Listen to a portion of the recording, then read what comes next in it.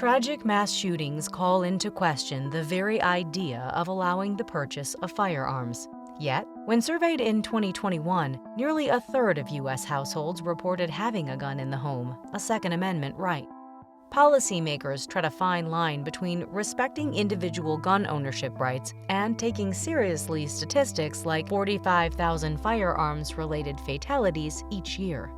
Whatever the intended goals policymakers may have on gun control, would a ban on certain guns, like assault weapons, really lead to the intended result? Chicago Booth's Bradley Shapiro and his co-authors wanted to answer that very question. So we were ultimately interested in this question because we were frustrated by the policy discussion surrounding gun control. In particular, we saw people advocating for or against various gun regulations. Nobody really had done a serious attempt to make a real prediction of how different regulations would lead to different outcomes. And so when we think about what gun restrictions are doing, they're effectively changing things about the market. And that's something that we're really well equipped as marketers to understand when we make changes to the market. How are people going to change what they buy? And so that's sort of where we started in this project. We first went about thinking about this data in a traditional way that marketers would think about collecting data, which is let's look for a source of prices and quantities for various guns and use that to estimate consumer preferences. For a typical marketing product, a place we might look for that kind of data is like AC Nielsen's scanner data or household panel. Turns out there's no such data like this for guns, largely because of federal regulation that prevents federal funds from being used to collect data that might lead to gun control. To estimate consumer preferences for guns, the researchers relied on a marketing technique for projecting sales of new product launches called stated choice-based conjoint analysis, which works similarly to a high-end survey. They presented a series of hypothetical choices between firearms to participants interested in buying a gun in the next year. For each hypothetical choice, the researchers experimentally manipulated the choice sets of firearms the respondents had to choose from, as well as prices, in order to infer how the participants make trade-offs between certain product attributes as prices and availability change.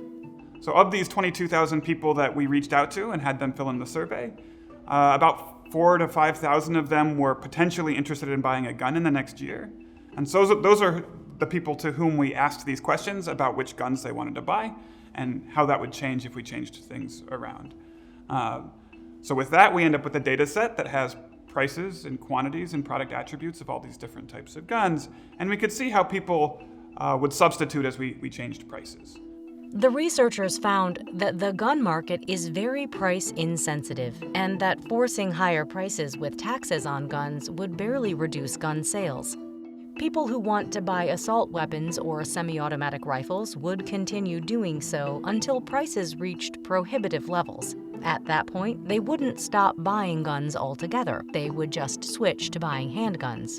The data also revealed that people who would prefer to buy handguns tend to strongly prefer them, and it's hard to get them to switch to buying other types of firearms, such as assault rifles.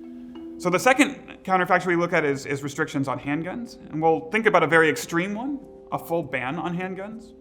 And what we see under a full ban of handguns is a whole lot of people switch to buying no gun at all. The reason for that is twofold. One is that the people who are buying handguns tend to be people who value guns the least. They have the most price sensitivity. So if you take handguns out of the market, the only thing that's left for them are more expensive guns, and they're already more price sensitive, so they don't want to buy those. The second reason why people who buy handguns don't switch when you take away their handguns is most people who buy handguns only even consider handguns. So think about the kind of person who wants a gun to carry around in a concealed weapon kind of way. You can't really keep a shotgun or an assault weapon in your purse. You can keep a handgun in your purse. And so take away a handgun, and the best alternative might be a non-firearm. In 2020, 54% of gun deaths were suicides, overwhelmingly involving handguns. They were also involved in 91% of murders and manslaughters, according to Pew Research. Moreover, 80% of mass shootings involved at least one handgun, and 60% involved only handguns, according to the advocacy organization Everytown for Gun Safety. Despite the damning statistics, a handgun ban would be politically unlikely due to the fact that such a larger number of people own them and are more likely to want to purchase handguns over other firearms. And so one of I think the interesting outcomes of this exercise is it helps to illustrate why gun policy is so difficult. In particular, we find that the most likely policies that are being advocated by politicians induce these huge losses in consumer surplus, which really just help us understand why it's been so hard to pass gun policy in the first place. But policymakers have a harder job than us in the sense that they need to set what the social objective is. We're academics, that's not our comparative advantage. We're not here to say what society's values should be, but we do think that given a set of values, we should actually use our scientific tools to try to predict whether a policy is going to meet those values.